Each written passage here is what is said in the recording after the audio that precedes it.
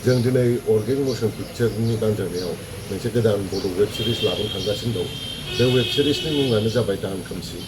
बे दान खोमसि वेब सिरिजखौ बिथोन होगोन माइकेल मुसाहारिया आरो जोंनि अर्गें मोशन प्रडाक्शननि जे मोनसे टीम दं बाव आंबो दं, लिंलिं नार्जारि दं, उइंकेल नार्जारि, नारदाव ब्रह्म आरो गोबां जोंनि क्रू मेम्बार्सफोरबो दं।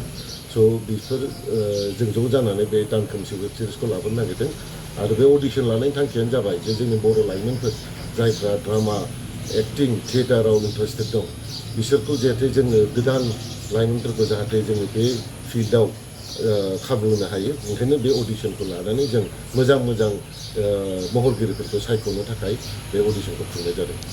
औ जों दा अडिशन प्रसेसा जागासिनो। क'क्राझार डिस्ट्रिक्टआव दिनै जाजेनबाय, बेनि उनाव जोङो चिराङाव लागोन आरो बिनि उनाव जों बाक्सायावबो लागोन आरो बे टटेल अडिशन जाखांनायनि उनाव जायफोर बेस्ट अफ दा बेस्ट बिसोरखौ जोङो बे दान खोमसि वेब सिरिजआव महरगिरि हिसाबै एक्टिं खालामनो खाबु होगोन। औ जोंनि एक्सुवेलि बे जे वेब सिरिज बियो मोनसे कलेज स्टुडेन्टसफोरनि थाखाय बेस्ट। स' बेनिखायनो जोंहा मोनसे एज लिमिट दङ।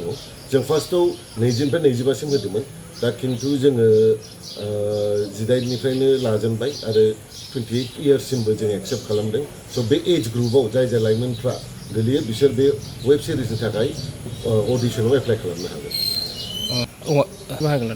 अडिशन हिसाबै दिनै क'क्राझाराव 25 जन टटेल पार्टिसिपेन्ट्सआ बाहागो लादों आरो जोंना गोबां दाबोनो रेजिस्ट्रेसन जागासिनो दं। दा नेक्स्टआ जोंना चिराङा 28 जुलाइआव। स' दाबोनो रेजिस्ट्रेसन जागासिनो, एक्जाक्टखौ बुंथ'नो हाया, खिन्थु दासिमाव जोंनाव टटेल 60 जननि बारा पार्टिसिपेन्ट्सफोर रेजिस्टार खालामबाय आरो दाबोनो जागासिनो दं।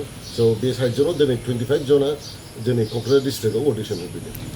जोंनाव जाज हिसाबै दङ दिल्ली NSD ड्रामानिफ्राय उथ्रिसार जानो हानाय सार जयन्त नार्जारि आरो जोंहा दं थिएटार आर्टिस्ट आरो डाइरेक्टर M अख्रां बर' आरो बेजों लोगोसे आंबो सासे सायख'गिरि हिसाबै दङ आरो बेजों दं जोंहा लोगोसे दंबावो सानसुमा बर', बिथाङाबो त्रिपुरा NSD टाइमिंनिफ्राय ग्रेजुवेट खालामनाय।